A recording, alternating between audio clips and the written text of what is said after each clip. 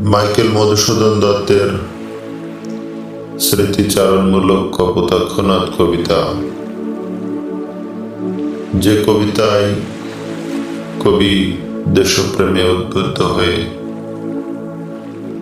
প্রবাসে বসে দেশের প্রতি যে গভীর মমতা প্রকাশ করেছিলেন, যা যুগ যুগান্তরে মানুষ স্মরণ করে।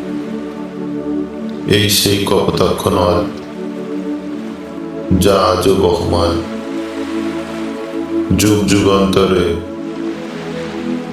নিরন্তর গতিতে ছুটে চলায় নদী, কত স্মৃতি, কত কথা, কত স্বপ্ন বুকে নিয়ে চলছে তো চলছেই।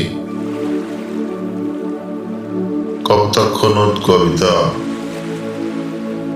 সেই স্মৃতিচারণমূলক বিষয়াবলীর একটা অনন্য উদাহরণ। কপোতাক্ষনাথ মাইকেল মধুসূদন দত্ত। সতত হে নাথ তুমি পড়ো মোর মনে, সতত তোমার কথা ভাবিয়ে বিরলে। সতত যেমনই লোক নিশার স্বপনে, শোনে মায়া যন্ত্রধ্বনি তব কলকলে। জোড়ায়ে কান আমি ভ্রান্তির ছলনে, বহু দেশ দেখিয়াছি বহু নদ দলে। কিন্তু এ স্নেহের তৃষ্ণা মিটে কার জলে। দুগ্ধ স্রোতরূপী তুমি মাতৃভূমি স্তনে। আর কি হে হবে দেখা যতদিন যাবে।